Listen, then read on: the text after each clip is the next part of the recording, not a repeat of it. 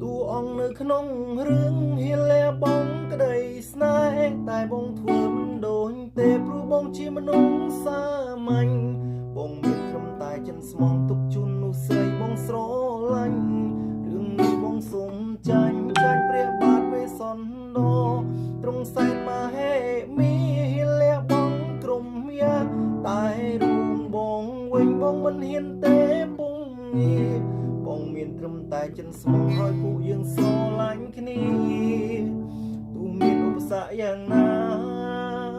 ពួកគេថែអូនឲ្យបានតួអង្គនៅក្នុងរឿងហៀលាបងក្តីស្នេហ៍តែបងធ្វើមិនដូចទេព្រោះបងជាមនុស្សសាមញ្ញបងមានត្រឹមតែចិនស្មងទុកជូននោះស្រីបងស្រឡាញ់រឿងនេះបងចងចាញ់ព្រះបាទវេស្សន្តរទ្រង់សែនមហេមីលះបងក្រុមយ៉ាតែរួមបងវិញបងមិនហ៊ានទេពុំងាបងមានត្រឹមតែចិត្តស្មោះឲ្យពួកយើងស្រឡាញ់គ្នាទោះមានឧបសគ្គយ៉ាងណា